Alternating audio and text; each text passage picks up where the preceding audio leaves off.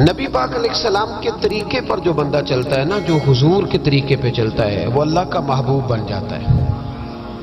جو شرط یہ ہے کہ وہ اخلاص کے ساتھ نبی پاک کے طریقے پہ چلے، دنیا کو دکھانے کے لیے پگڑیاں نہ باندھتا پھرے،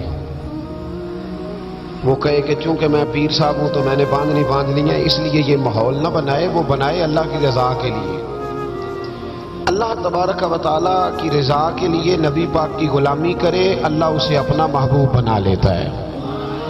حضور کی کچھ سنتیں ہیں، کچھ چیزیں نبی پاک کو پیاری ہیں، کچھ تو آپ نے سنی ہوئی ہے، جیسے میٹھا کھانا سنت ہے، جیسے مسواک کرنا سنت ہے، جیسے مسکرانا سنت ہے۔ مسکرا رہے ہیں نا جی ماشاءاللہ، پریشان تو نہیں نا کسی بات میں؟ مسکرانا بھی حضور کی، شروع میں نمک کھانا، بعد میں نمک کھانا، درمیان میں میٹھا کھانا، یہ حضور کی سنت ہے۔ اور امامہ باندھنا نبی پاک کی، یہ چیزیں حضور کی پسند ہیں۔ نماز نبی پاک کو بڑی پسند ہے، فرمایا مجھے تمہاری دنیا کی چیزوں میں سے، دنیا کے کاموں میں سے جو کام بڑا پسند ہے وہ نماز پڑھنا ہے۔ خوشبو حضور کو بڑی پسند ہے، دودھ نبی پاک کو بڑا پسند ہے، یہ بھی ساری سنتیں ہیں۔ اسی طرح کی دو تین باتیں میں نے عرض کرنی ہے آپ کی خدمت میں۔ جس طرح نبی پاک علیہ السلام کو خوشبو پسند ہے، تکیہ پسند ہے، مسواک پسند ہے، اسی طرح تھوڑے مال پر قناعت کرنا یہ بھی میرے نبی کو بڑا ہی پسند ہے۔ تھوڑے پیسوں پہ راضی ہو جانا یہ نبی پاک کو، سادے مکان میں رہنا یہ حضور کو بڑا پسند ہے، سادی روٹی کھانا یہ میرے نبی پاک کو بڑا، یہ بھی حضور کی پسند ہے۔ تھوڑے رزق پہ راضی ہونا اور اس طرح راضی ہونا کہ لمبے سجدے ادا کرنا یہ میرے نبی پاک کی پسند ہے۔ حضور نے صرف غریبوں سے پیار نہیں کیا، ہمیں یہ سنایا جاتا ہے اور ہم ہمیشہ یہی سنتے ہیں کہ حضور نے غریب سے بڑی محبت کی۔ نبی پاک نے صرف غریب سے پیار نہیں کیا، دراصل حضور نے غریبی سے پیار کیا ہے۔ کوئی نہیں سمجھ آئی آپ کو؟ حضور نے صرف غریبوں سے پیار نہیں کیا، نبی پاک نے، اس کا معنی یہ ہے کہ حضور نے غریب رہنا پسند فرمایا ہے۔ غریبوں کی طرح رہنا نبی پاک نے، سادہ مکان، ایک وقت کا کھانا اور سادی غذا، جس طرح غریب نہیں رہتے پرانے گھروں میں، کچے مکانوں میں، ٹوٹی چٹائیاں، ایک دو پیالے گھر میں، لمبے چوڑے برتن کوئی نہیں، یہ نبی پاک کی پسند ہے، یہ رسول پاک کی پسند ہے۔ اس کو محبوب جانا ہے نبی پاک صلی اللہ علیہ وسلم، حضور نے اس کو پسند کیا ہے۔ آدم تائی کی بیٹی قیدی ہو کے آئی، جب اس کے قبیلے پر، اس کے علاقے پر مسلمانوں نے حملہ کیا تو حاتم تائی کا جو بیٹا تھا عدی بن حاتم، وہ اپنی بہن سے کہنے لگا ہمیں پتہ ہے ہم مسلمانوں کا مقابلہ نہیں کر سکتے تو بھاگ جانے میں بہتری ہے، چلو بھاگ چلتے ہیں۔ تو بہن کہنے لگی بھائی تو نے بھاگنا ہے تو بھاگ جا، میں سردار کی بیٹی ہوں، میں قوم کے ساتھ جیوں گی، قوم کے ساتھ مروں گی، تو نے بھاگنا ہے تو بھاگ جا۔ عدی بھاگ گئے ڈر کے۔ یہ خاتون جو تھی ان کو گرفتار کر لیا مسلمان عورتوں نے، تو کہ یہ تلوار لے کے آئی تھی لڑنے کے لیے۔ ابن اسحاق ابن حشام دونوں کتابوں میں روایت موجود ہے۔ یہ خاتون کہتی ہے کہ میں نے بڑے تگڑے سوال تیار کیے، کیونکہ معاذ اللہ ثم معاذ اللہ میرا خیال تھا وہ نبی نہیں، وہ بادشاہ ہیں، وہ ایک اسٹیٹ کے سربراہ ہیں، وہ حکمران ہیں، میں معاذ اللہ نبی نہیں۔ میں نے بڑے تگڑے سوال تیار کیے اور میں اپنے آپ سے کہہ رہی تھی میں ایسی ایسی باتیں کروں گی مسلمانوں کے نبی سے کہ انہیں جواب نہیں آئے گا، معاذ اللہ ثم معاذ، نقل کفر نہ باشا۔ کہتی ہے میں حضور کے سامنے لائی گئی گرفتار کر کے، اور جب مجھے حضور کے سامنے کھڑا کیا گیا نا تو میرا سر ننگا تھا۔ توجہ ہے میری بات پر؟ میرا سر ننگا تھا تو میرے ذہن میں بڑے سوال تھے، میری گردن اکڑی ہوئی تھی۔ حضور نے میرا ننگا سر دیکھا تو محبوب ممبر سے اٹھے، اپنے کندھوں سے مدثر والی چادر اتاری اور حضور علیہ السلام نے حاتم تائی کی بیٹی کے سر پہ دے دی۔ بی بی کہتی ہے جب حضور کی چادر آئی تو میری اکڑی ہوئی گردن خود بخود جھک گئی نیچے کی طرف، خود بخود جھک گئی۔ سوال ابھی بھی میرے ذہن میں موجود تھے۔ اتنے میں ایک صحابی حضور کی بارگاہ میں آئے اور عرض کرنے لگے یا رسول اللہ صلی اللہ علیہ وسلم، یہ کافر کی بیٹی ہے، مشرک نجس ہوتا ہے، تو میں اپنی چادر نہ دے دوں، آپ اپنی لے لے، کافر کی بیٹی ہے۔ تو محبوب نے اس کی طرف جلال کی نظروں سے دیکھا، فرمایا خاموش ہو جا، بیٹیاں برابر ہوتی ہیں، تیاں سانجیاں ہوندیاں نے، بیٹیاں، بولیے جی پکی بات ہے؟ بزرگ چپ کر جائیں، نوجوان بولے بیٹیاں، اللہ آپ کو خوش رکھے، تیاں سارے دیاں، ہاں ہاں، اگر تو کسی کے گھر گندی نظر ڈالے گا تو تیرا گھر بچ نہیں سکتا، پکی بات۔ یہ نقد و نقد سودا ہے، جس نے اپنا گھر پاک رکھنا ہے وہ دوسروں کے گھروں کا محافظ بنے، پکی بات۔ بیٹیاں خبردار خبردار، کسی کی بچی کی عزت سے کھیلنے کی کوشش نہ کرنا، ورنہ اللہ تبارک و تعالیٰ بڑی سخت سزا دے، بچو۔ وہ کہتی ہے جب حضور نے کہا نا بیٹیاں برابر ہوتی ہیں تو میرے اندر سے ایک آواز نکلی، میں نے کہا او حاتم طائی کی بیٹی تو غلط تھی، یہ بادشاہ نہیں ہے تو اللہ کے سچے رسول ہیں، بادشاہ تو سخت سزائیں دیتے ہیں۔ کہتے ہیں حضور میرے قریب آئے اور آ کے کہنے لگے تو سردار کی بیٹی ہے، تیرے باپ میں اچھی خصلتیں پائی جاتی تھی، بتا تیرے ساتھ کیا معاملہ کروں، کیا معاملہ، یہ حضور کی پسند ہے، کیا معاملہ کروں؟ تو کہنے لگی میں چاہتی ہوں مجھے آزاد کر دے۔ کہتی مجھے امید نہیں تھی، حضور کہیں گے ٹھہر جا، بیٹھ جا، بات کرتے ہیں، مشاورت ہوتی ہے، پھر اس کے بعد کوئی فیصلہ ہوتا ہے۔ کہا آزاد کر دو، کہتی حضور نے میرے کہنے پر فوراً ہی اگلا جملہ ہی نہیں کہا، فرمایا جا تو آزاد ہے۔ کہتی ہے میں نے ایک جملہ اور کہا، میں نے کہا میں اکیلی نہیں جاؤں گی، سارا قافلہ آزاد کرو، اب تنگی یہ داماں پہ نہ جا، اور بھی کچھ مانگ ہے آج وہ ماہل باتا، اور بھی کچھ مانگ۔ کہنے لگی اکیلی نہیں جاؤں گی، سارا قافلہ، سارا قبیلہ آزاد ہو۔ حضور نے فرمایا تو پتہ نہیں کیا سوچ رہی ہے، تو جہاں آئی ہے وہاں سے خالی جاتا ہی کوئی نہیں، سارا قافلہ۔ حضور نے فرمایا بھی اس کے قبیلے کو کھانا وانا کھلاؤ اور سارے ہی آزاد کر دو۔ واپس گھر گئی تو اپنے باپ کو، اپنے بھائی کو بلایا، بلا کے کہنے لگی بھائی وہ بادشاہ نہیں وہ نبی ہے، بادشاہ نہیں وہ، اب تو جن کو فقیر ہونا چاہیے تھا وہ بھی بادشاہ بن گئے۔ بادشاہ سلامت، بادشاہ سلامت، میں رات بورے والے میں تھا، بھائی مہربانی پیسے نہ لے کے آئیے گا، باپ اپنی اپنی جگہ پہ بیٹھے، یہ کام بالکل نہ کریں، اللہ آپ کو خوش رکھے، برکت دے۔ میں اس کو حرام نہیں کہتا، اور یہ سٹائل نظرانے کا درست نہیں، اس سے بچا کریں، ورنہ پھر وہی بندہ چنگا لگنا جنہیں پیسے لے کے آنا ہے، دوجیاں کا دل کرنا ہے ٹوری جان دے چنگے نے، اس لیے اس چکر سے باہر نکلیں تاکہ قوم سمجھدار ہو جائے، بالکل یہ کام نہیں کریں، سنیں اور یاد رکھیں۔ میں تھا وہاں دور تو دو تین بچے نا یوں ہاتھ باندھ کے کھڑے ہو گئے۔ اب حضور نے فرمایا کہ اس طرح کا معاملہ نہ کرو جیسے مجوسی اپنے بادشاہوں کے ساتھ کرتے تھے۔ میں کہ پتر بیٹھ جو، کہندے نہیں ساڈی ڈیوٹی ہے، میں کہ کیس لائی ہے، میں بادشاہ سلامت ہوں، تو بیٹھ جو کرسی تیرا آمدار، کیا چکر چل گیا ہے، ہاتھ باندھ کے کھڑے ہونا، کونوں میں کھڑے، کیا اس کا مطلب؟ ادب آداب ہیں، کرنے چاہیے، لیکن کیا لوگوں کو سزا ملی ہوئی ہے کہ وہ بیچارہ جو غریب آدمی، ادب آداب صرف اس کی ذمہ داری ہے؟ ماڑا آیا تو پیر صاحب نے ادب پہ لگا دیا، اور تگڑا آیا تو خود ادب کرنا شروع کر دیا۔ یہ کس قسم کا تماشا ہے؟ یہ کوئی طریقہ نہیں۔ ادب آداب ہونے چاہیے، لیکن غریبوں کو سزا، انہیں سزا نہ دو اگر بیچارے آ گئے ہیں تمہارے آستانہ عالیہ۔ بہرحال آمدام برسر مطلب کہنے لگی میں دیکھ کے آئی ہوں، جو بادشاہ نہیں نبی ہے۔ تو ادھی کہنے لگا میں عورتوں کی باتوں پہ یقین نہیں کرتا، میں خود جا کے دیکھوں گا۔ میں نے کہا غریبی میرے نبی کی پسند ہے، حضور نے اللہ سے غریبی مانگ کے لی ہے، کہا یا اللہ مجھے زیادہ پیسے نہ دینا، ایک وقت کی روٹی دینا۔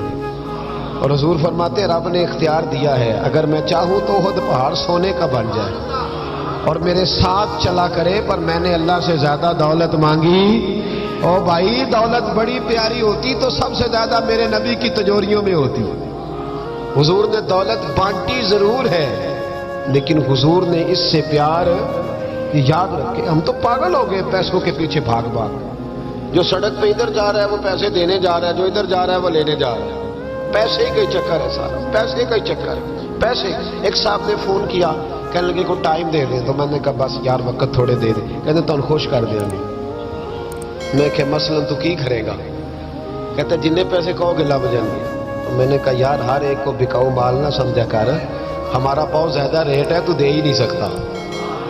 کہنے لگے کون دے سکتا ہے؟ میں نے کہا دنیا میں کوئی بھی نہیں دے سکتا، ہمارا ریٹ ذرا زیادہ ہے. ہم نے اگر ریٹ مانگنا ہوا تو قیامت کے دن غوث اعظم جیلانی سے جا کے مانگیں گے، یا ان سے مانگیں گے جن کے نام کی دہائی دیتے رہے ہیں. تعریف مصطفیٰ کی کرے اور نتیجہ ہم دنیا داروں سے مانگیں، انہی سے لیں گے نتیجہ جن کے قصیدے ساری زندگی گائے. ہاں تو اس لیے چکر سفار عام دام برسرے مطلب. ادی کہتے ہیں کہ میں خود جاؤں گا پھر جا کے دیکھوں گا. ادی مدینے آئے دیکھنے، اور جب بندہ کسی کو دیکھنے آتا ہے تو تنقیدی نظر سے آتا ہے. کہتے ہیں میں مسجد نبوی میں پہنچا تو کچی زمین پر غلاموں کے ساتھ. ادھر دیکھو یہ بھی تو حضور کی سنت ہے نا جی. حضرت ابو ہریرہ صحیح سند کی حدیث بخاری میں فرماتے ہیں حضور کے ساتھ ایک سفر میں تھا. نبی پاک علیہ السلام نے فرمایا کھانا نہ پکا لے. حضور پکا لے. فرمایا تو گوشت لے آ، تو اس طرح کر، مسالہ جات تیار کر لے، تو فلاں چیز کر لے. آخر میں حضور فرمانے لگے میں لکڑیاں کٹھی کر کے لاتا ہوں جی. اللہ کرے پیرانو حدیث زبانی یاد ہو جائے. آمین تے آکھیا جی. میں لکڑیاں کٹھی کر کے لاتا ہوں. لکڑیاں عرض کی یا رسول اللہ ہم کر دیں گے. تو محبوب نے فرمایا سارے کٹھے نہیں جا رہے، کوئی عرض نہیں میں بھی لے آؤں گا. تو فرماتے حضور اٹھے اور لکڑیاں کٹھی کر کے لائے. جب مسجد نبوی شریف بن رہی تھی تو جناب ابو ہریرہ فرماتے ہیں میں 3 اینٹیں اٹھا کے لا رہا تھا، اللہ کے رسول 7 اینٹیں اٹھا کے لا رہے ہیں. 7 اینٹیں. چودھری صاحب آپ روز آ کے کہہ دیتے قاری صاحب مسجد کی صفائی نہیں ہوئی. تو نہیں کر سکتا مسجد کی صفائی؟ کیا سمجھتا ہے تو اپنے آپ؟ صدر بننے کا کیا مطلب ہوتا ہے کہ بندہ روپ ڈالنے لگے؟ دنیا میں جو سب سے زیادہ عزت والا اور بڑا ہوتا ہے وہ وہی ہوتا ہے جو اللہ کے گھر میں جھاڑو دیا کرتا ہے. کیا لوگوں نے معیار بنا لیا ہے؟ یہ معیار ہے. جو قوم کا بڑا ہوتا ہے وہ قوم کا خادم ہوتا ہے. ادی کہتے ہیں میں مدینے آیا تو میں نے نبی پاک علیہ السلام کو غلاموں کے ساتھ کچی زمین پہ بیٹھے دیکھا. اور غلام بھی کون؟ ایک طرف حضرت بلال حبشی بیٹھے اور دوسری جانب حضرت عمار بن یاسر بیٹھے. کہتے ہیں حضور بیچ بیٹھے کھانا کھایا جا رہا ہے. اور حیران میں اس وقت ہوا جب اسی پلیٹ سے نبی پاک بھی کھا رہے ہیں اور بلال حبشی بھی کھا رہے ہیں ساتھ بیٹھ کے حضور نے. ادی کہتے ہیں میرے دل پہ چوٹ لگی. میں نے کہا نہیں یار یہ بادشاہ نہیں، یہ بادشاہ جو اس طرح غریبوں کے بیچ بیٹھ کے روٹی کھائے. ہمارے تو بادشاہ غریبوں کے حق میں تقریر کرتے ہیں نا. ویسے ان سے پوچھو کہ اس گاؤں سے ڈنگے کا کرایہ کتنا ہے، اور پھر ڈنگے سے لالے موسے کا کتنا ہے، ان کو کوئی پتہ نہیں. ان چودھریوں کو بچوں میں کھڑے کر کے پوچھو کبھی چنے کی دال کا بھاؤ کیا ہے، کدی آندھی ہوئے تو بتاؤ گے نا. ان کو کیا پتا؟ ان کے گھر میں تو آ جاتی ہے، اللہ جانے کہاں سے آتی ہے. ہم بدگمانی نہیں کرتے. لیکن حضور ایک پلیٹ میں کھانا کھا رہا تھا. ادی کہتا میں سمجھ گیا یہ بادشاہ نہیں. پھر میرے دل میں شیطان نے وسوسہ ڈالا. میں نے کہا مسجد کچیا ہو سکتا ہے، مکان بڑا پکا ہو، بنگلہ بڑا عالی شان ہو. حضور کی عادت مبارکہ تھی جب کوئی مہمان آتا تھا تو یا مسجد میں اصحاب صفہ کے ساتھ رکھتے تھے یا کسی صحابی کو دے دیتے تھے، وہ اپنے گھر لے جاتے تھے. ادی کہتے ہیں میں نے جب سلام کلام کیا نا دل میں خیال تھا کہ گھر بڑا عالی شان ہوگا. تو محبوب فرمانے لگے میرے دل میں خیال ہے. دیکھیے میرے نبی کو اللہ نے کتنا علم غیب عطا فرمایا ہے. کہتے ہیں میرے دل میں خیال ہے. مصطفیٰ کریم فرمانے لگے یار تو یہاں نہ بیٹھ، چل میں تجھے گھر لے چلتا ہوں. خیال آیا مسلمان نیک و بد پہچان جاتے ہیں اور محمد آدمی کے دل کی باتیں جان جاتے ہیں صلی اللہ ہو. میں بریلی شریف میں تھا تو اعلیٰ حضرت کے بھائی مولانا حسن رضا خان صاحب رحمۃ اللہ علیہ، ان کے پوتے تھے شیخ الحدیث مولانا تحسین رضا خان صاحب، بڑے اچھے شاعر تھے اور نعت کی صنف سے بڑے آگاہ تھے. بڑا عمدہ مطلع کہتے تھے، مزہ آ جاتا تھا. تھوڑی سی مجھے بھی دلچسپی رہی شاعری سے تو میں بڑا خوش ہوتا تھا. ایک دن میں نے ان سے کہا کہ حضرت جی کو تازہ قطع کہیں، تازہ ہونا چاہیے. فرمانے لگے چلو 10 منٹ کا ٹائم دو بھی کہہ دیتے. تازہ قطع کہا. کہنے لگے علم غیب رسول کے منکر اس حقیقت کو بھول جاتے ہیں، غیب مانا کہ راز ہے لیکن راز اپنوں سے کب چھپاتے ہیں. غیب مانا کہ راز ہے لیکن راز अपनों से कब छुपाते हैं, ताज़ा कथा कहा। अदी बिन आतिम कहते हैं हुजूर मुझे लेके चले। जब नबी पाक घर की तरफ लेके चले तो रास्ते में एक बूढ़ी अम्मा मिल गई, फटे पुराने कपड़े, कहने लगी या रसूलल्लाह मैं आपकी तरफ ही जा रही थी, जरूरी काम है। तो हुजूर ने फरमाया चल तू जा रही थी, मैं खुद जो आ गया हूं। अदी कहते हैं चौक में उस बूढ़ी ने हुजूर को खड़ा कर लिया। कभी देखे आपने अपना वजीर चौक में खड़ा? आपको असी एमपी कभी नहीं देखा, वजीर तो दूर रह गया। चौक में खड़ा कर लिया नबी पाक सल्लल्लाहु अलैहि वसल्लम, और वो बीबी अपने दुखड़े सुनाने लगी। कहते कुर्बान जाऊं वो देर तक बातें करती रही और नबी पाक सुनते रहे। अदी कहते मेरे दिल पे दूसरी चोट लगी। मैंने कहा जो इस तरह गरीबी से प्यार करे वो बादशाह नहीं, वो अल्लाह के सच्चे रसूल हैं। हुजूर मुझे घर ले गए, जनाब सैयदा तैयबा ताहिरा हजरत आयशा सिद्दीका रदी अल्लाह ताला अन्हा के हुजरे में, और हुजूर जब अंदर ले गए तो एक चटाई पड़ी है खजूर की छाल की, वो भी फटी है दो जगह से, एक मटका, दो प्याले, एक तकिया जिसमें खजूर की छाल भरी हुई है। कहते हुजूर मुझे ले गए, मैंने महबूब का वो मकान जन्नत निशान, मैंने वो मकान देखा जहां हजरत जिब्रील हाजिरी देने आया करते। मैंने वो मकान देखा जिसके दरवाजे पे 70-70 हजार फरिश्ते ड्यूटी करते। मैंने वो मकान देखा। कहते मैं हैरान हो गया। हुजूर मुझे बिठा के गए दूसरे कमरे में, और वहां से हुजूर सिरका लाए, खजूरें लाए, थोड़ा सा खाना लाए। कहते मेरे सामने रखा। अब मैंने उस खाने की सादगी को भी देखा। लगे जो मजदूर शाह ऐसा, न धन न दौलत सरबरा ऐसा, फलक नशी का जमीन पे घर है, मेरा पैगंबर अजीम पर है। कहते हुजूर सल्लल्लाहु अलैहि वसल्लम ने खाना दिया तो हुजूर की वो सादगी। इधर देखें, इस बंदे में सादगी नहीं ना होती, उसमें अपनायत नहीं होती।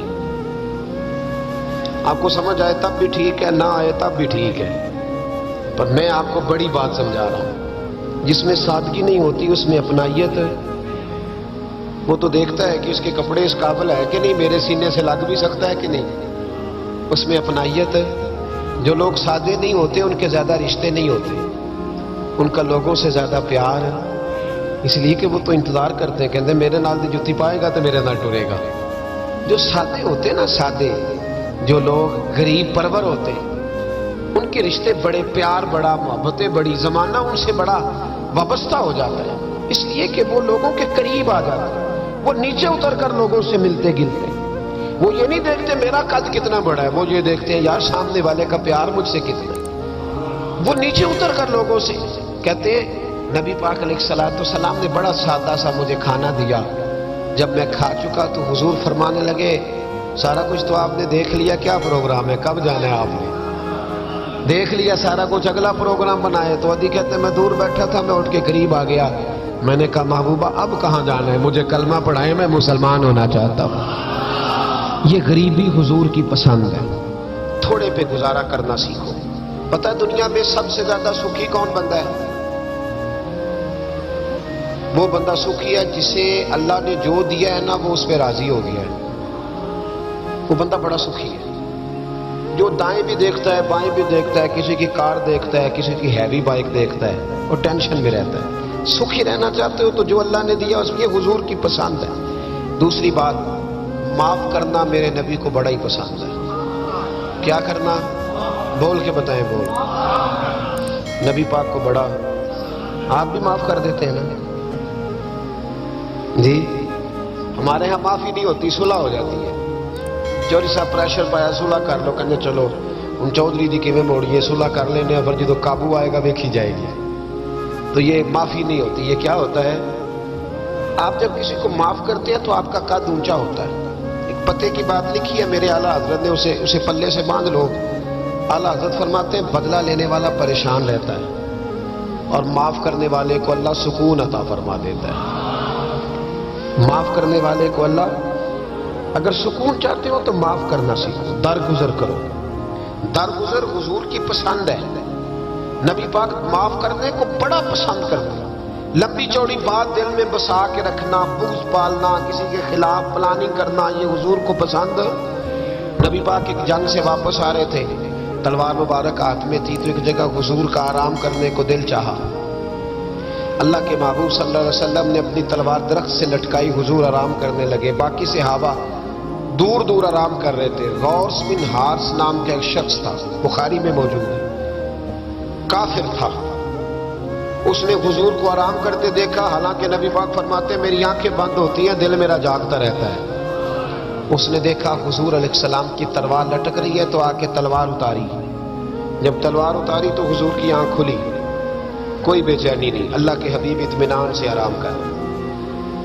کہنے لگا اے محمد ابن عبداللہ، سب کہیے صلی اللہ علیہ وسلم، اے محمد ابن عبداللہ صلی اللہ علیہ وسلم، اب آپ کو مجھ سے کون بچائے گا؟ کون بچائے گا؟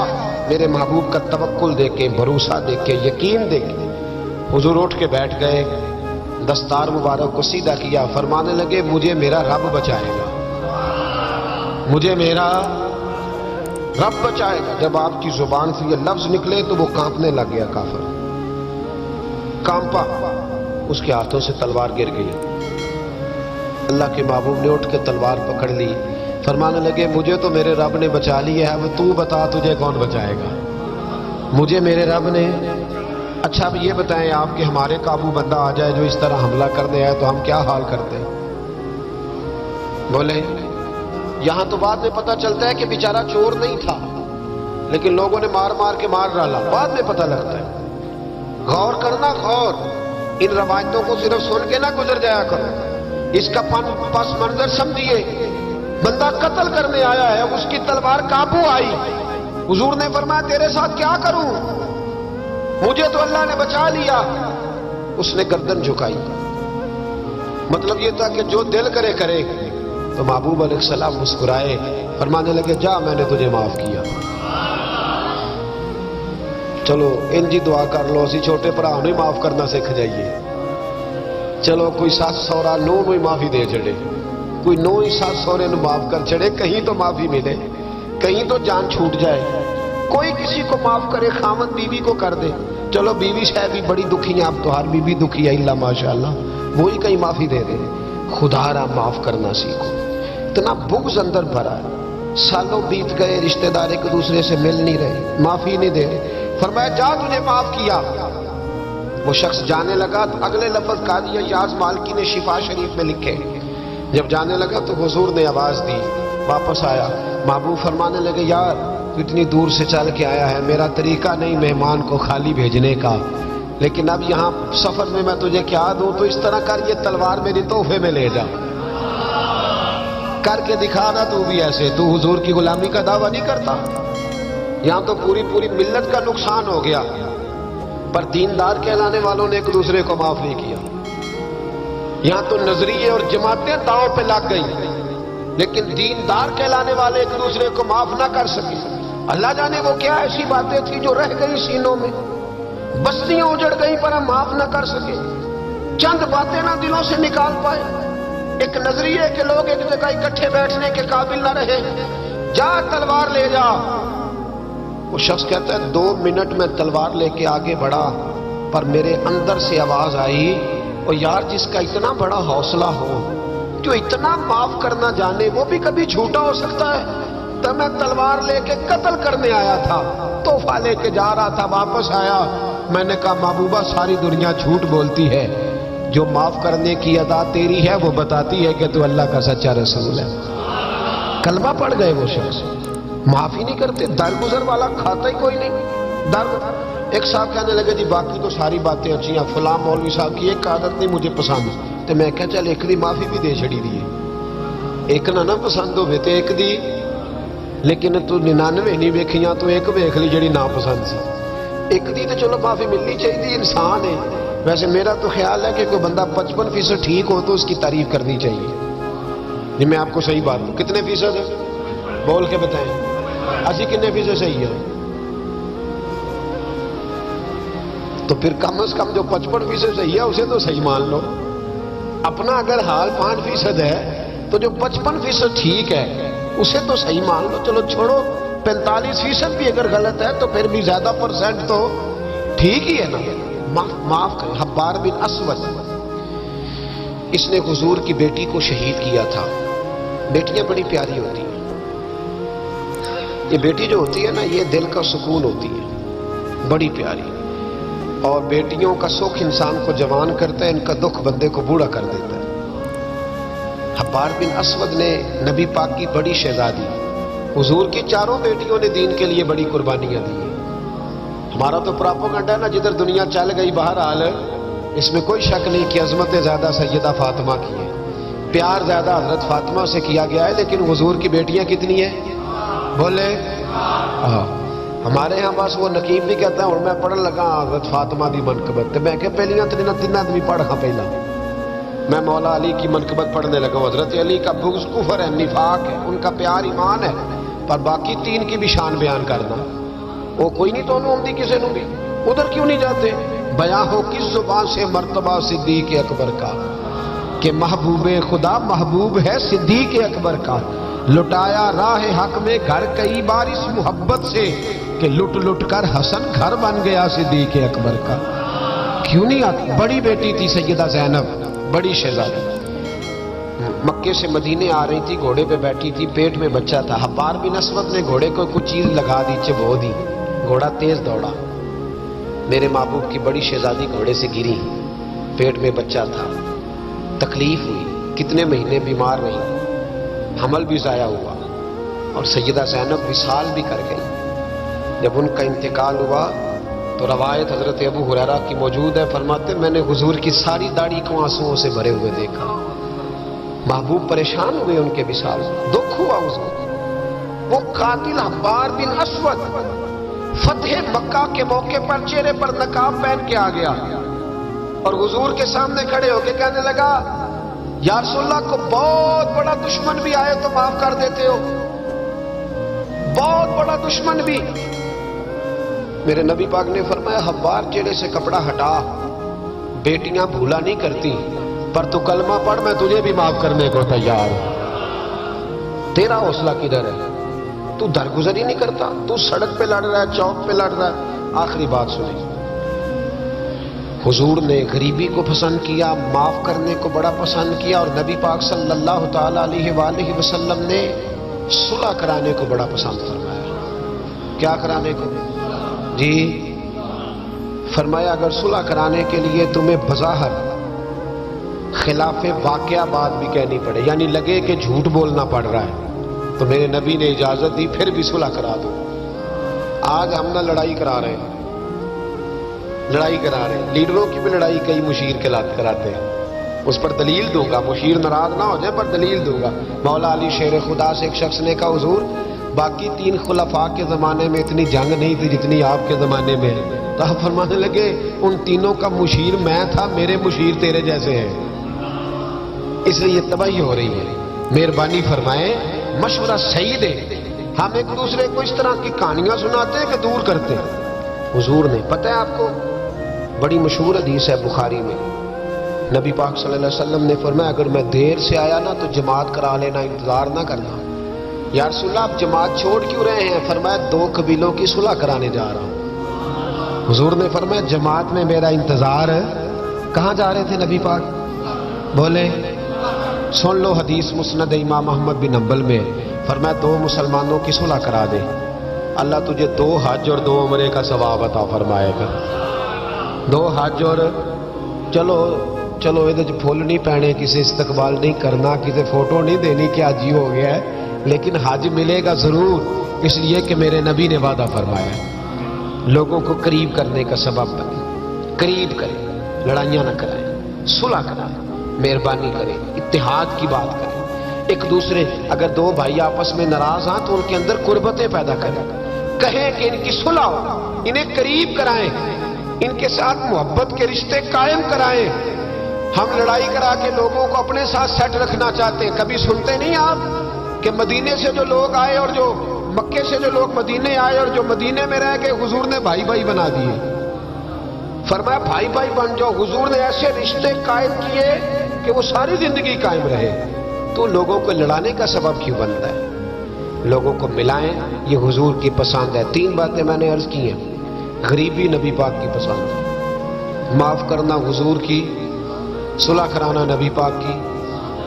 ان تینوں حضور کی سنتوں پر عمل کریں. ملے گا کیا؟ اللہ ہمیں اپنا محبوب بنا لے. جب ہم یہ کام کریں گے تو پھر رب ہم سے محبت فرمائے گا۔ انسان کی زندگی نفع بخش اس وقت ہوتی ہے جب وہ اللہ تعالیٰ کے احکامات پر عمل کرتا ہے۔ خوبصورت آدمی، پڑھا لکھا آدمی، سمجھدار آدمی، زمیندار آدمی، جائیداد والا، وہ کامیاب اس وقت ہوتا ہے جب وہ اللہ رسول کی بارگاہ میں مقبول ہوتا ہے جل شانہ و صلی اللہ تعالی علیہ وسلم۔ اپنا اپنا معیار ہر انسان نے بنایا ہوتا ہے کامیابی کا۔ کچھ لوگوں کا خیال یہ ہوتا ہے کہ بچے میرے پڑھ گئے، اپنی اپنی جگہ پہ سیٹ ہو گئے، میں اب بڑے سکون میں ہوں۔ کچھ کی رائے یہ ہوتی ہے کہ میں نے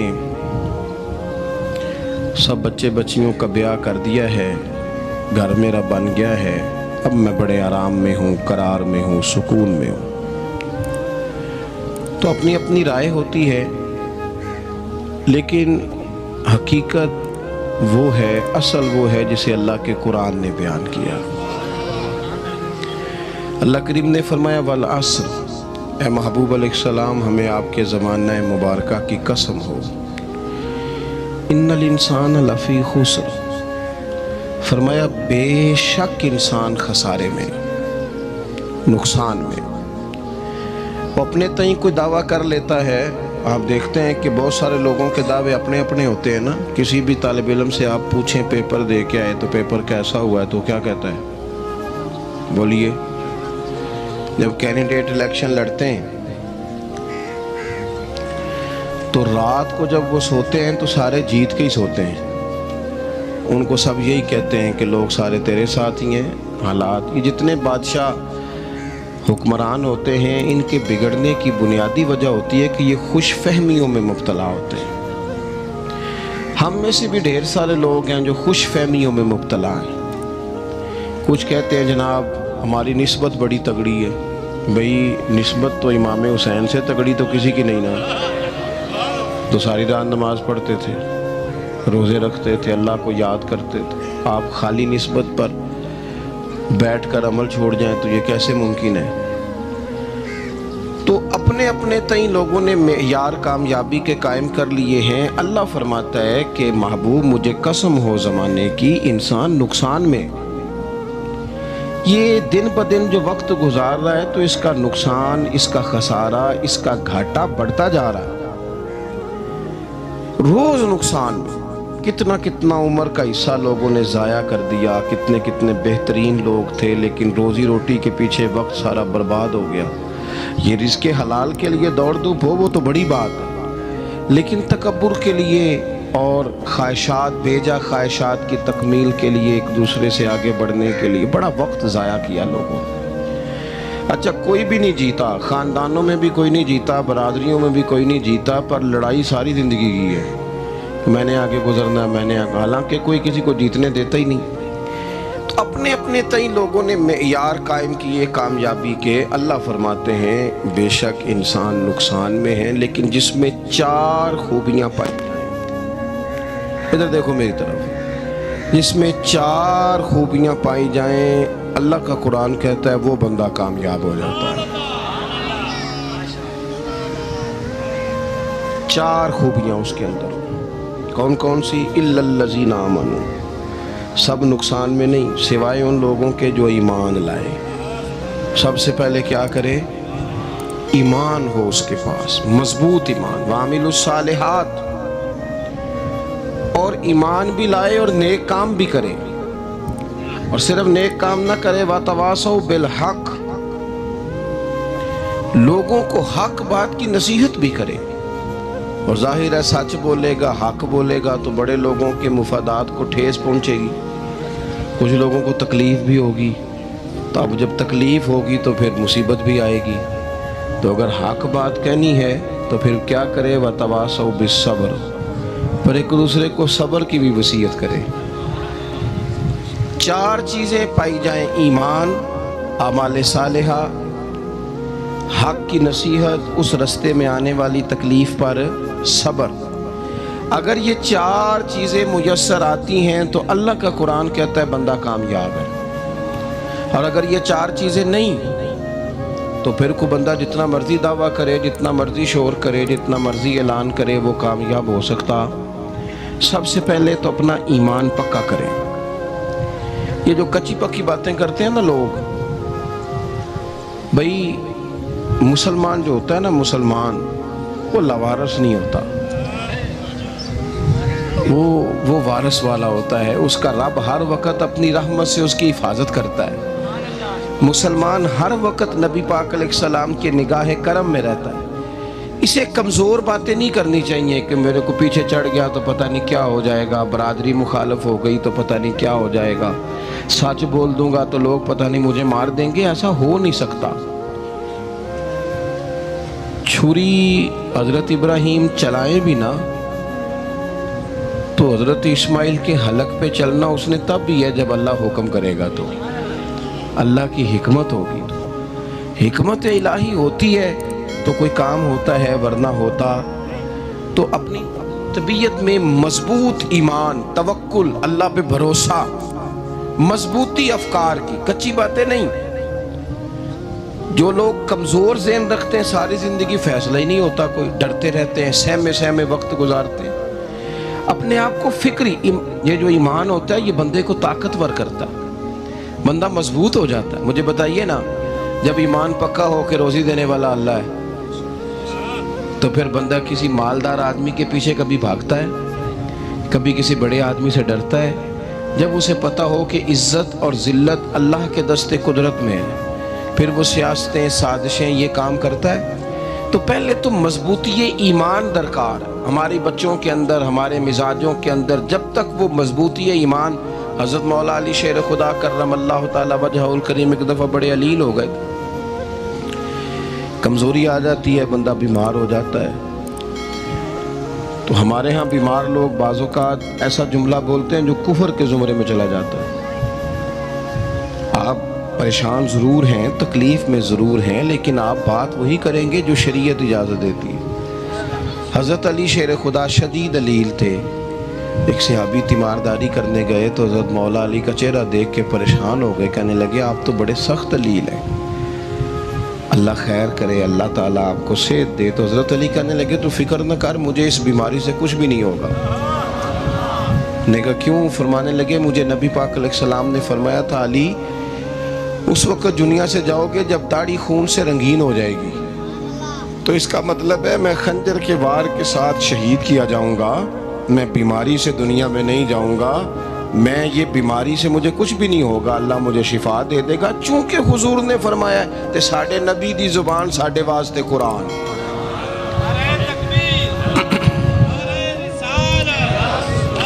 تو سب سے پہلے تو اپنے ایمان کے اندر، توکل کے اندر مضبوطی پیدا کریں۔ مسلمان دیکھو نا، نماز پڑھنے سے روزی میں برکت ہوتی ہے کہ نہیں؟ ویسے جو چوپ ہے ان کی بھی ہوتی ہے کہ نہیں؟ نماز پڑھنے سے روزی میں برکت ہے، تو پھر اس کا مطلب یہ ہے کہ جب ٹائم آئے نا نماز کا تو گاہک جتنے مرضی کھڑے ہوں پھر دکان بند کرنی چاہیے، پھر نماز پڑھنی چاہیے، کیونکہ روزی تو اللہ نے دینی ہے، گاہکوں نے تو دینی۔ تو سب سے پہلے ضروری ہے مضبوطی ایمان۔ میری طرف دیکھیں جی، آپ ویڈیو ضرور بنائیں پر میری طرف بھی تو دیکھیں نا جی، اللہ آپ کو خوش رکھے۔ موبائل اللہ تو مہنگے دے وے، پر ساری دیڑی یہ کام تری نہ کرنا۔ آپ بنائیں ضرور، میں ویڈیو بنانے سے منع نہیں کرتا، سارے بنائیں بے شک، پر دیکھیں میری طرف، میری بات پر غور کریں۔ دوستو، مضبوطی ایمان، توکل، اللہ کی ذات پر بھروسہ۔ آپ کبھی میدان کربلا کا پورا نقشہ اپنے سامنے رکھیں نا، پورا نقشہ۔ دو چیزیں ہیں، امام حسین کو نظر آ رہا ہے اب شہادت ہو جائے گی، اتنی بڑی فوج آئی ہے، خدا کی حکمت کے تقاضے سمجھ میں آ رہے ہیں، حالات کیا ہوں گے سمجھ آ رہی، پر ایک لمحے کے لیے بھی ان کا توکل کمزور نہیں ہوا۔ اپنے رب پر جو مضبوط بھروسہ ہے، مضبوط۔ سیدہ طیبہ طاہرہ حضرت فاطمہ الزہرا رضی اللہ تعالیٰ عنہا نا اونٹ کے بالوں کی بنی ہوئی چادر اوڑھ کر چکی پیس رہی تھی۔ یہاں بیویاں بڑا روتی ہیں، غریبی بڑی ہے، بڑی غریبی ہے. حالانکہ اب کون بندہ پیبند والے کپڑے پہنتا ہے جی، دور ہی گزر گیا. اب تو بڑی مشکل سے وہ لوگ ملتے ہیں جو جوتا ٹوٹ جائے تو گانٹھ کے پہنے، ورنہ تو نئے جوتے آ جاتے ہیں. حضرت سیدہ پاک اونٹ کے بالوں کی بنی ہوئی چادر اوڑھ کے چکی پیس رہی تھی. نبی پاک صلی اللہ علیہ وسلم نے دیکھا، آنکھوں میں آنسو ضرور آئے، پر محبوب نے فرمایا فاطمہ دنیا میں تھوڑی سی تکلیف برداشت کرو، قیامت کی ساری عزتیں اللہ آپ کو ہی عطا فرمائے گا. تو توکل کی مضبوطی، اللہ کی ذات پر بھروسہ، اپنے رب کریم کے ساتھ امیدوں کا وابستہ کرنا، اس سے مضبوطی آئے. دوسرا فرمایا وَعَمِلُوا الصَّالِحَاتِ، بہترین عمل کیا جائے زندگی میں، نیک اعمال کیے جائے، وقت ضائع نہ کیا جائے. ہر وقت کوئی نہ کوئی کام بندہ کرتا رہے. یہاں بہت سارے لوگ ہیں جن کو لوگ نیک کہنا شروع کر دیتے ہیں نا، وہ سمجھ لیتے ہیں شاید ہم سچی مچی نیک ہیں. لوگ جو کہتے ہیں حضرت صاحب قبلہ، پیر صاحب قبلہ، میں یہ طالب علموں کو، دوستوں کو، بلکہ اپنے آپ کو بھی کئی دفعہ کہتا رہتا ہوں، اپنے آپ کو سمجھاتا ہوں کہ یہ لوگ تجھے کہہ رہے ہیں حضرت صاحب، یہ تو رات کو تو اپنے آپ سے پوچھنا، اپنے رب سے پوچھ. کبھی موقع ملے تو اپنی گریبان میں جھانک، غور کر کے تیری کیفیت کیا ہے. تنہائی میں تیرا دل اللہ سے جڑتا ہے کہ نہیں؟ عبادت میں دل لگتا ہے کہ نہیں؟ خدا کا خوف دل میں رہتا ہے کہ نہیں؟ غریب کی محبت، عزیزوں قربت والوں کا احساس طبیعت میں موجود رہتا ہے کہ نہیں؟ ویسے تو میرا مطلب ہے لوگ کہہ دیتے ہیں حاجی صاحب آپ بڑے سخی ہیں، تو اس سے تو نہیں نا بندے نے سخی ہونا. سخی تو تب ہونا ہے جب اللہ کی بارگاہ میں مقبول ہوگا.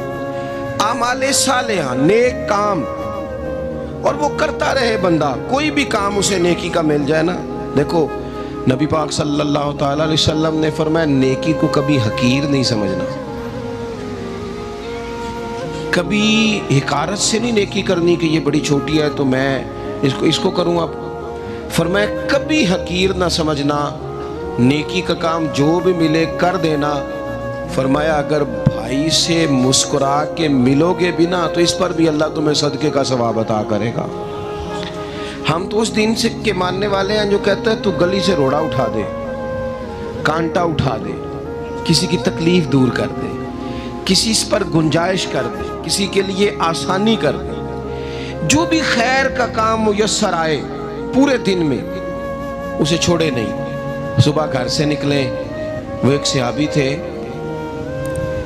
غالباً تابعی تھے، تو بازار جاتے اپنے غلام کے ساتھ تو سارا بازار گھوم کے واپس آ گئے. خادم نے کہا جناب کو نہ کوئی خریدا نہ کچھ بیچا.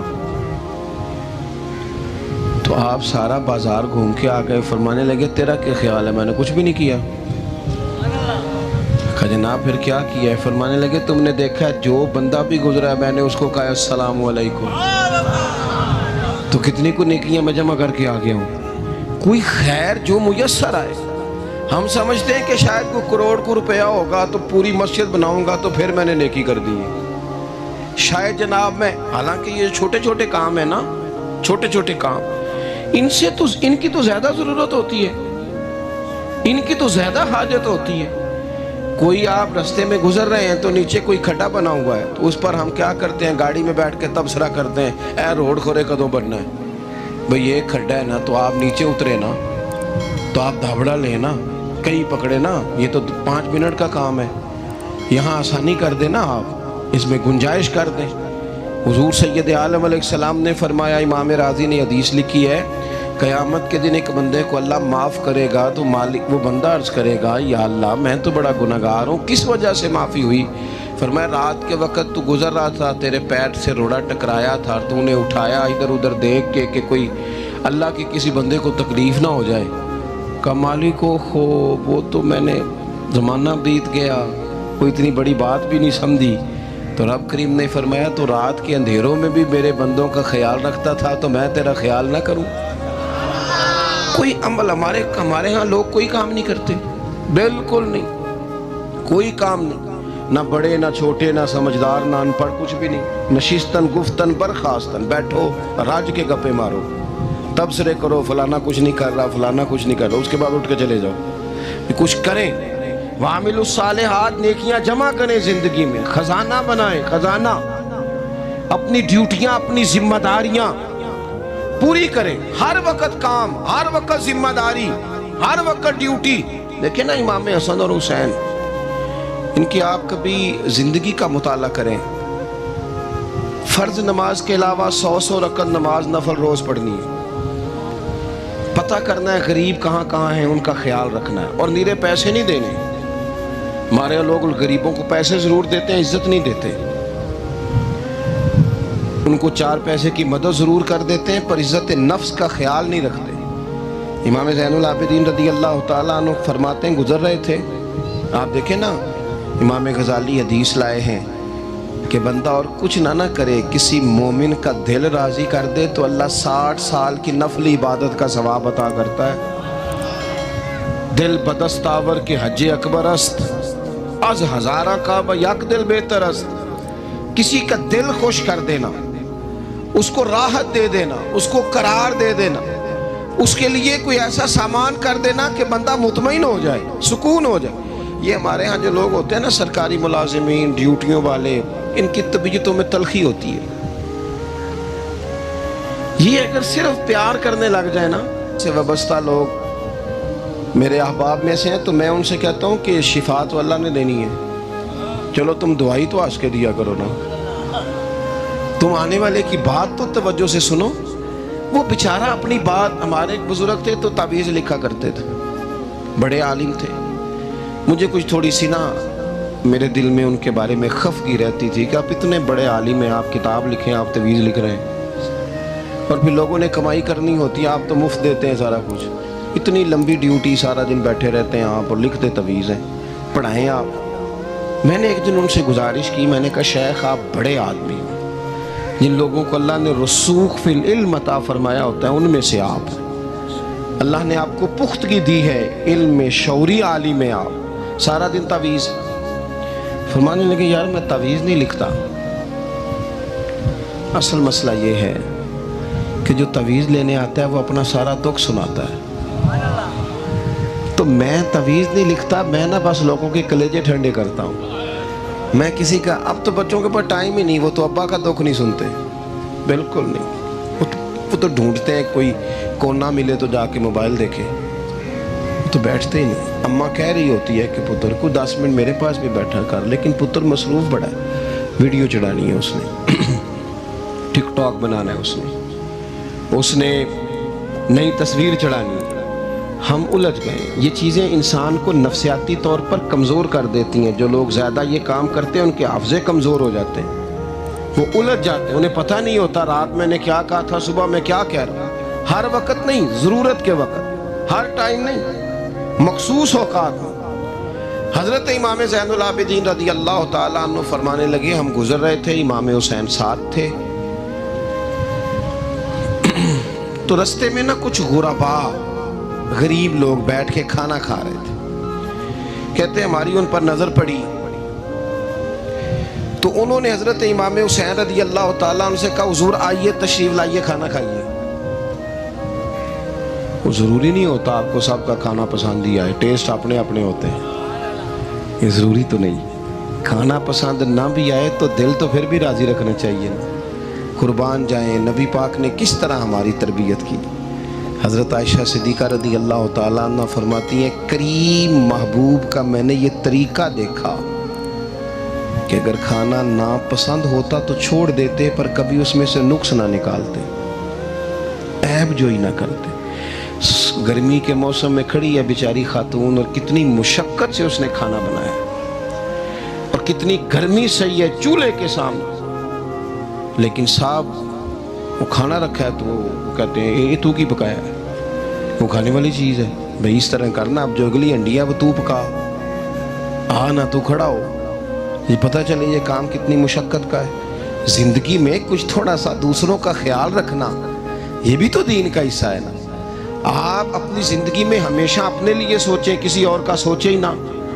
تو میرے عزیز یاد رکھیں گے آپ، امام زین العابدین کہتے ہیں نبی پاک صلی اللہ تعالیٰ علیہ وآلہ وسلم نے نا حضرت امام علی مقام کی، امام حسن اور حسین کی اس طرح سے کچھ تربیت فرمائی تھی کہ غریب پروری ان کے اندر رچ بس گئی تھی، مزاج بن گیا تھا۔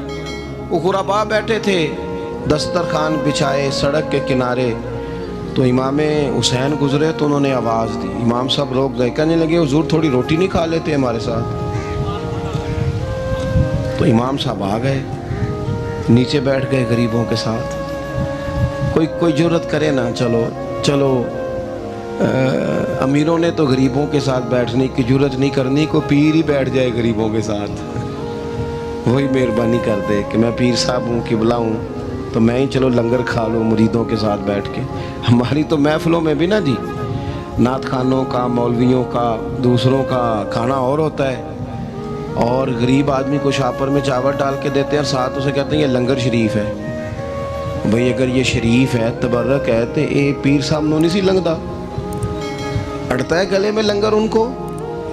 یہ لنگر شریف جو ہے یہ نعت خاں کو بھی تو گزرنا تبرک ہے کہ نہیں؟ ہاں نہ تو کرو نا، تو جیڑی زیادہ تبرک والی شے ہے وہ پیرانوں بھی تو کھانی چاہیے نا، نعت خاں کو اس کے لیے لہدہ سے مرغ مسلم اعلیٰ کھانے۔ میں اکثر دوستوں سے کہتا ہوں چلو میلاد شریف پہ ہی صحیح سب کے لیے اچھا کھانا پکاؤ، چلو جس غریبوں کے بچوں کو بیچاروں کو سارا سال وہ بوٹیوں کے لیے لڑتے ہیں، تم میلاد بھی اچھی روٹی پکا دو، تو بچہ جب کھائے گا نا بہت ساریاں بوٹیاں اور چاول، اور اپنے ابا سے پوچھے گا کہ ابا جی آج کی گل ہے، بڑا گوشت پہ لبد ہے، تو ہو سکتا ہے غریب باپ رو ہی پڑے اور اسے کہے پتر تو آج راج راج کے کھاج ساڑھے نبی پاک دا میلاد شریف ہے۔ تو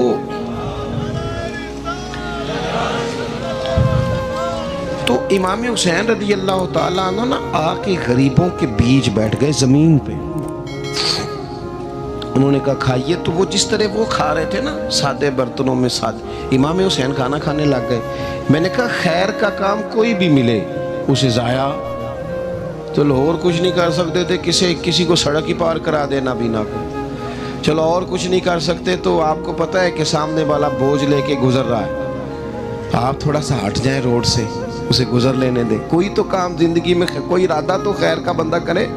امام حسین بیٹھ گئے، ان کے ساتھ روٹی کھائی، تھوڑی دیر کے بعد اجازت لی، فرمایا جاؤں؟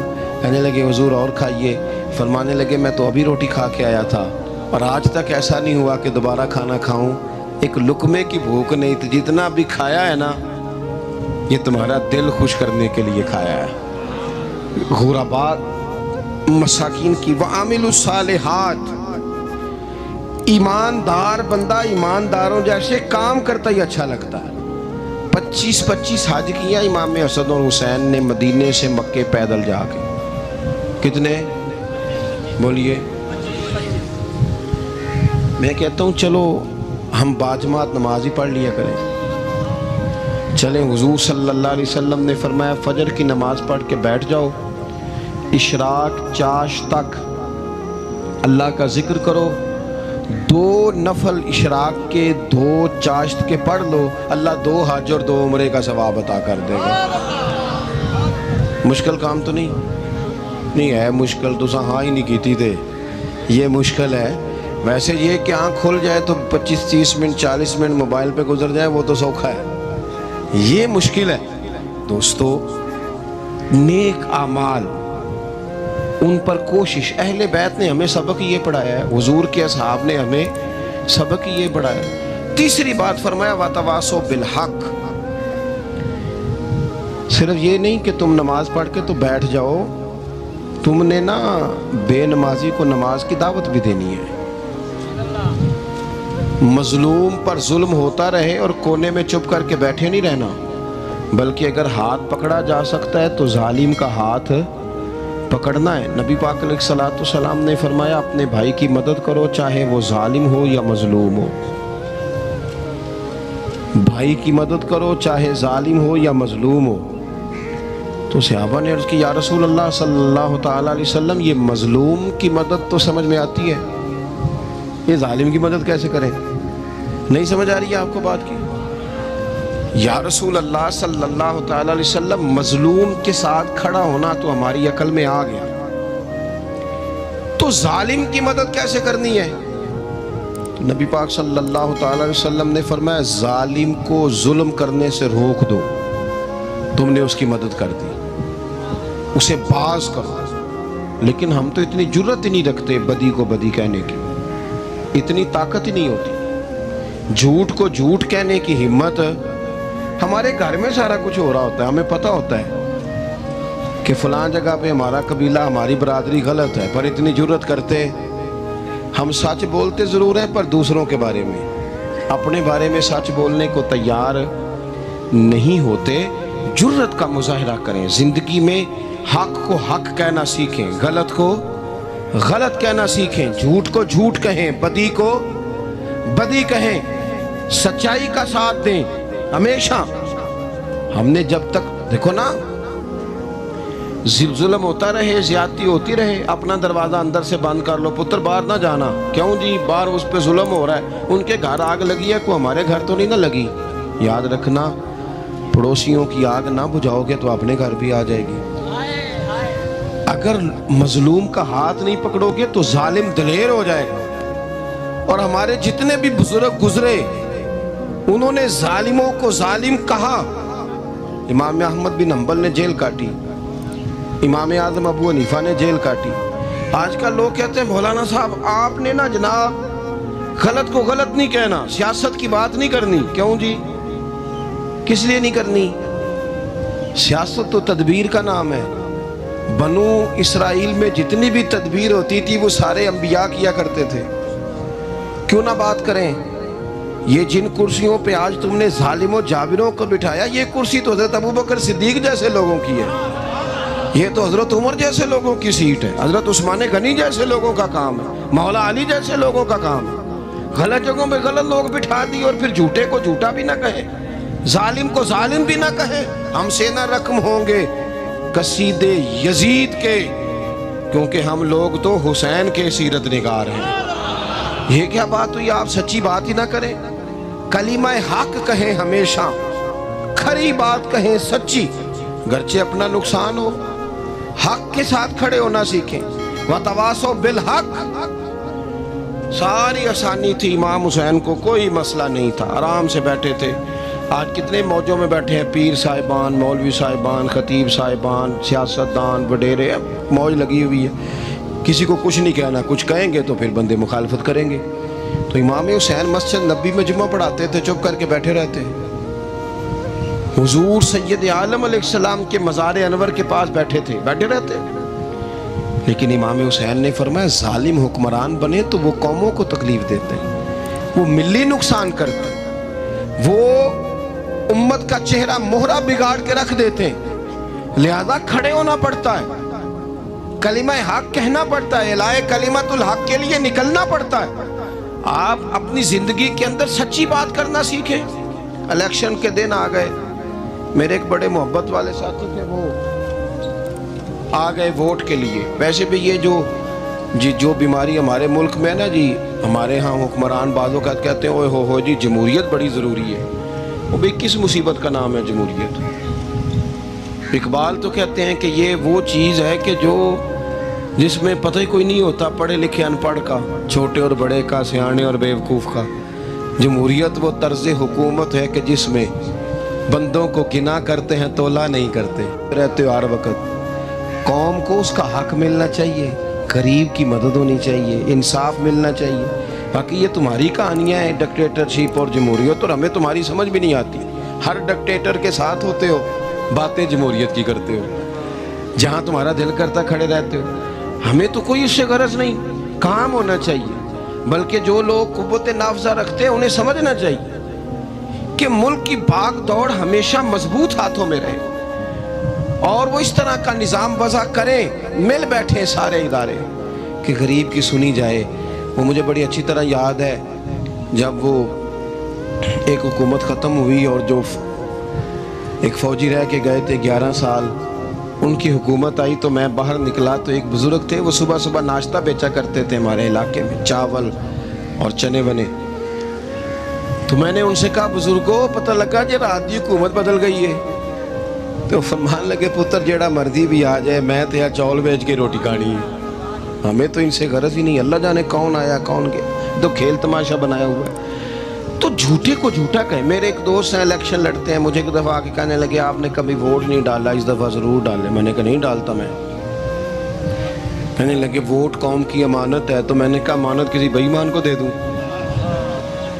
امانت تو امانت دار کو دی جاتی. نہیں سمجھے آپ بات؟ یہ سارے کہتے ہیں نا ووٹ قوم کی, تو امانت کس کو دینی چاہیے؟ صحیح بتاؤ. چلو ہوں تسی بولنا نہیں, بس دل چ گل رکھنی. دل چ دیندے ویسے امانت دارا نہیں ہونا. نہیں میں نے کہا بولنا نہیں, ہمیں کسی نے پتہ نہ لگ جائے. دیتے ویسے امانت داروں کو ہی ہو نا. یہ اپنے دل سے پوچھو, فیصلہ لو, اللہ سے ڈرو. ظالم کا مددگار ظالم ہوتا ہے, ظالموں کا مددگار ظالم ہوتا ہے. وہ تیرے میرے ووٹ پر جیت کر جب ظلم کرے گا تو پھر کون ہے جو یہ دعویٰ کرے گا کہ جناب میں ظالم کا مددگار نہیں؟ سوچو سمجھو غور کرو. عزیز بھائی, امام حسین رضی اللہ تعالیٰ عنہ نے فرمایا سچ کو سچ کہیں گے, جھوٹ کو جھوٹ کہیں گے. یہ نہیں ہو سکتا کہ جناب ظلم ہوتا رہے اور چپ رہے. اور یہ سبق کہاں سے پڑھا انہوں نے؟ مولا علی شیر خدا سے. ہم تو اپنے بچوں کہتے ہیں نا باہر ظلم ہو رہا ہے, تو پتر تو نہ باہر جانا, ہماری نہیں لڑائی. لیکن جب حضرت عثمان غنی رضی اللہ تعالیٰ عنہ پر بلوائیوں نے حملہ کیا نا, تو چونکہ حضرت عثمان غنی خالو تھے امام حسن اور حسین کے, حضرت عثمان خالو ہیں, سگے خالو ہیں, تو حضرت مولا علی شیر خدا نے یہ نہیں کہا کہ پتر اتنے بندے آ گئے ہیں, تلواریں ہیں, محاصرہ ہے, باہر نہ نکلنا.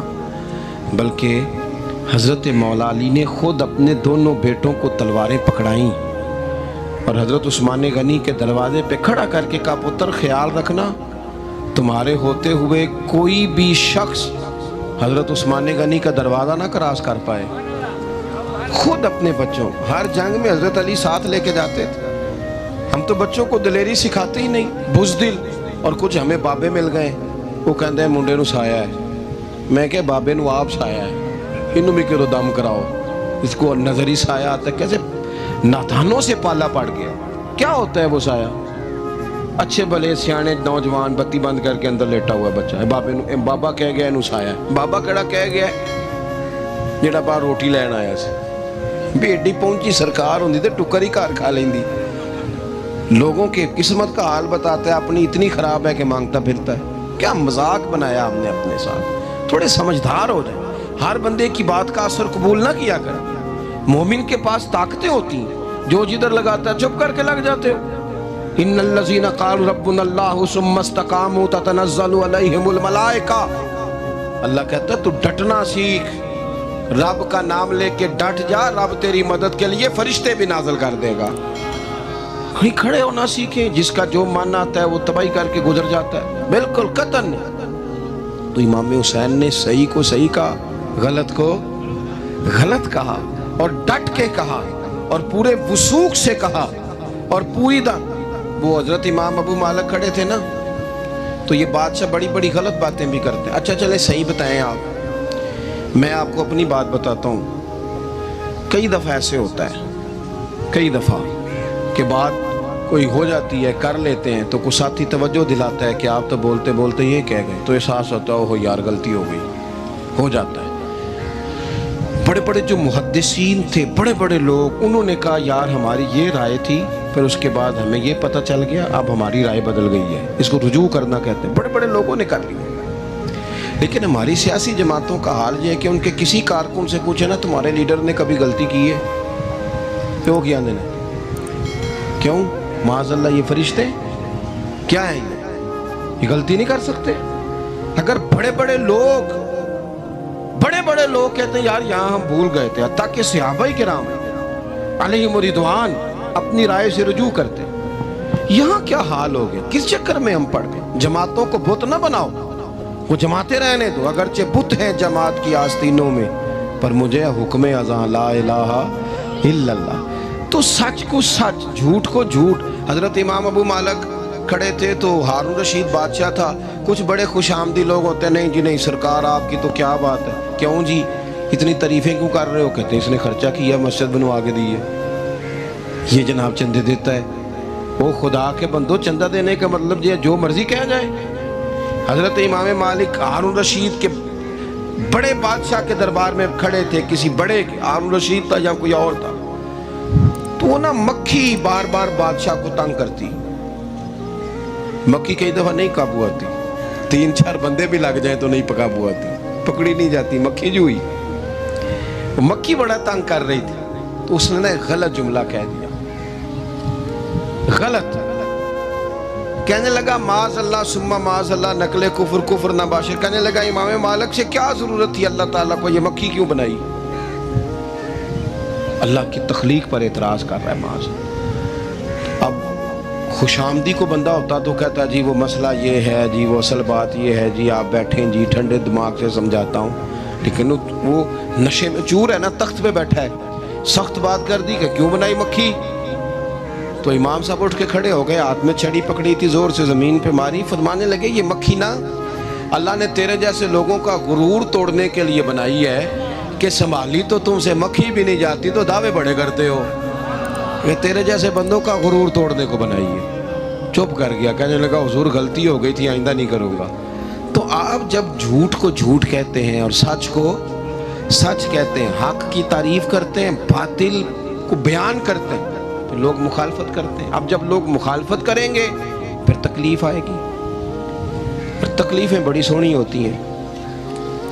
جب تکلیف آئے تو رب کہتا ہے وَتَوَاصَوْا بِالصَّبْرِ, اب ایک دوسرے کو صبر کی نصیحت کرو. یہ جب دکھ آتے ہیں نا, دکھ بندے کو نرم کر دیتے ہیں.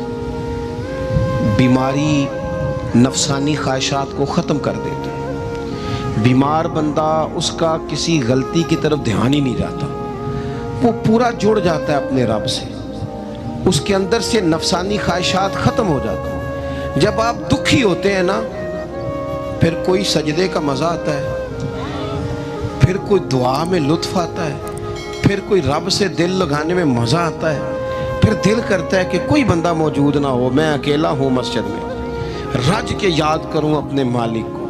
جب آپ صبر کرتے ہیں, قرآن پاک میں نا کم و بیش کوئی 99 کے قریب 90 سے زیادہ مرتبہ صبر کا ذکر ہے,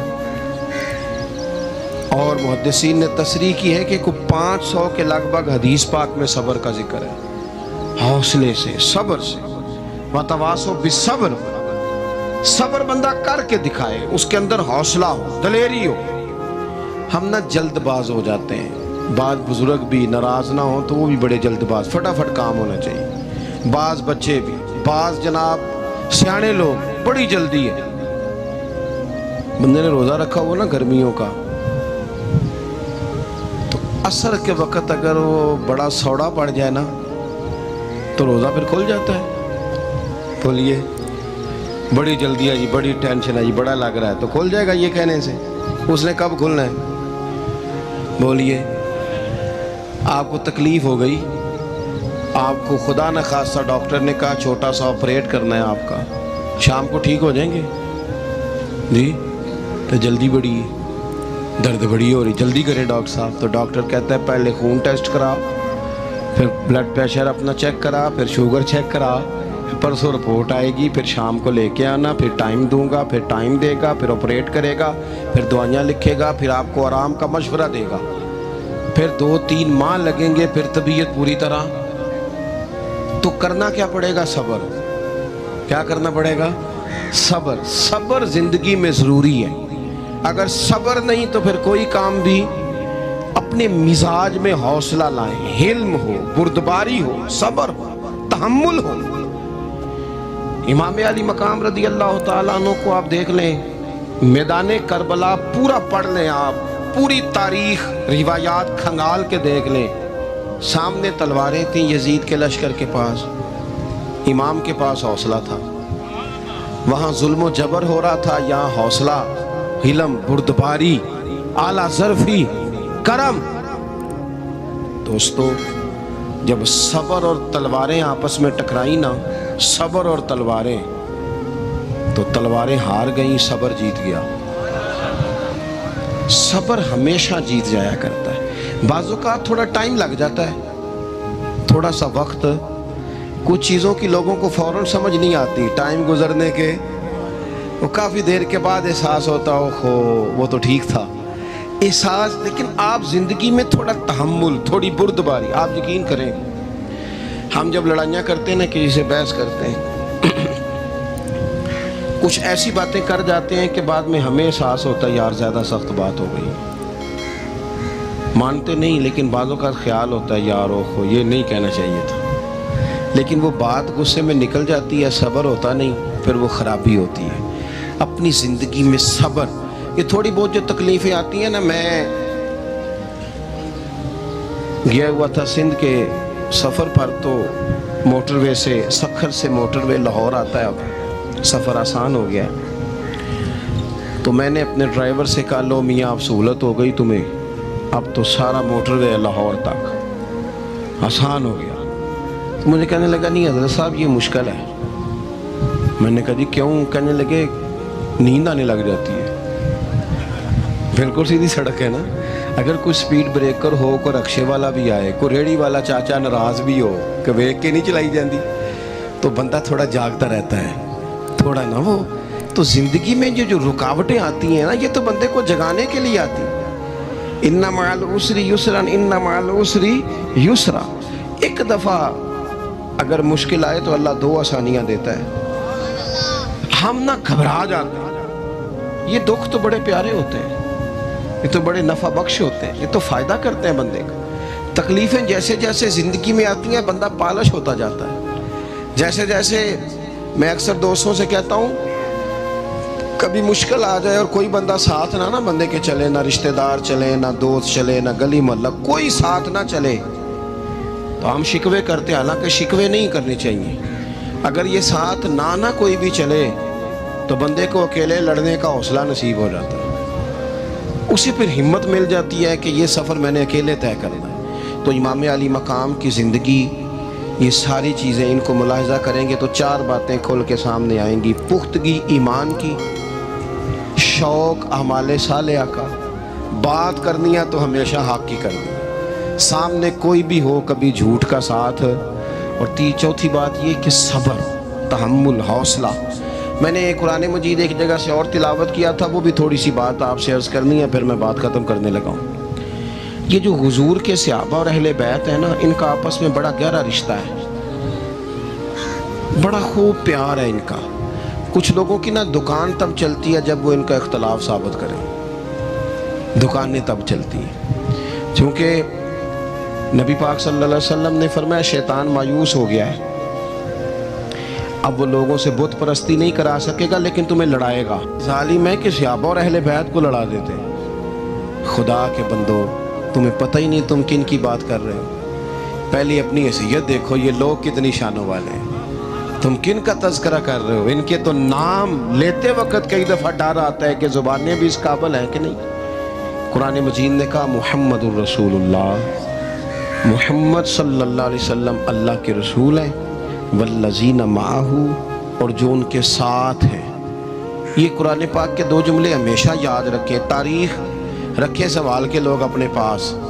قرآن پاک نے دو باتیں کی، فرمایا اشداء علی الکفار، یہ جو حضور کے ساتھ ہیں یہ کافروں پر سخت ہیں، رحماء بینہم، آپس میں بڑے مہربان ہیں.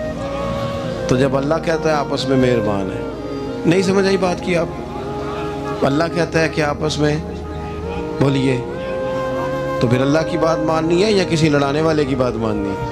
اللہ کہتا ہے یہ آپس میں. باقی ہے رائے کا اختلاف، تو باپ بیٹے کا بھی ہو جاتا ہے کہ نہیں. ابا کہتا ہے یہ کام کر لیں، پتر کہتا ہے. حضور صحابہ سے مشورہ لیتے تھے، کئی دفعہ نبی پاک نے صحابہ کی رائے پہ عمل کیا. تو صحابہ میں بہت سارے معاملات اجتہادی ہوئے لیکن ان میں عداوت نہیں تھی، ذاتی رنجشیں نہیں تھیں، بغض نہیں تھا، ان کے دل ایک دوسرے کے حق میں نرم تھے. لہٰذا شرارت جلدی قبول کرتا ہے بندے کا دماغ، شرارتیں نہ قبول کریں. کوشش کریں کہ جو ان لوگوں کی تعریف کتاب و سنت میں ہمارے سامنے آتی ہے ہم صرف اسی تعریف پر عمل کریں. ایک بات صرف سن لیں اور میں اپنی بات کو سمیٹوں، آپ کو لطف آئے گا. تمام صحابہ حضور کے گرد بیٹھے تھے اور جہاں سب لوگ بیٹھے تھے وہاں جگہ ذرا کم تھی. حضرت سیدنا ابو بکر صدیق رضی اللہ تعالیٰ عنہ بالکل حضور کے ساتھ بیٹھے تھے، وہ آج بھی بالکل ہی حضور کے ساتھ ہیں۔ کیا مقدر ہے صدیق و فاروق کے، جن کے گھر رحمتوں کے خزینے میں بالکل ساتھ بیٹھے تھے۔ اچانک حضرت مولا علی شیر خدا آ گئے، کوئی سے ابھی بھی اٹھ کر جگہ دے دیتا اور سارے دینا بھی چاہ رہے تھے، لیکن حضرت مولا علی جیسے ہی آئے نا، سب سے پہلے حضرت صدیق اکبر اٹھے اور بازو تھام کے آگے جا کے بڑھ کے مولا علی کا بازو تھام کے حضور کے قریب لا کے بٹھایا، خود ذرا سائیڈ بھی ہو کے بیٹھ گئے۔ اب یہ حضور کے سامنے سارا کچھ ہو رہا ہے تو بولنا کس نے تھا؟ کسی کو ضرورت ہی نہیں ہوتی تھی محبوب کے سامنے کوئی تبصرہ کرے، کوئی کر ہی نہیں سکتا تھا، کسی کو ضرورت ہی نہیں تھی، کوئی نہ بولا، خود رسول کریم بولے اور حضور فرمانے لگے، دیکھا تم نے میرے ابو بکر نے کیا کیا ہے؟ اور پھر حضور نے جملے کہے وہ یاد رکھنے والے ہیں، شیخ اسماعیل حقی نے اس کو لکھا ہے، نبی کریم فرمانے لگے عزت والا ہی کسی کو عزت دیا کرتا ہے، فضل والے لوگ ہی دوسرے کا فضل سمجھا کرتے ہیں۔ تو یہ تو صاحب عزت لوگ تھے، یہ تو ایک دوسرے کو عزتیں دیتے تھے۔ تم کون ہو جو عزتیں اتار رہے ہو؟ تم کون ہو جو اس طرح کا لہجہ اختیار کیے ہوئے ہو؟ تو ان لوگوں کا آپس میں گہرا تعلق، ربط، پیار، محبتیں، خلوص، وارفتگیاں، تو کبھی بھی کسی ایسے شخص کے چکر میں نہ آئیں جو ہمیں ان لوگوں سے لڑانے کی صحیح کرے۔ اللہ تعالیٰ کی بارگاہ میں دعا کرتا ہوں جو میں نے کہا ہے اللہ اسے قبول فرمائے، جہاں بھول گئے ہیں اللہ درگزر کرے۔ آخر دعوایا ان الحمدللہ۔ اگر آپ کو ہماری ویڈیو اچھی لگی ہو تو ہمارے چینل کو سبسکرائب ضرور کریں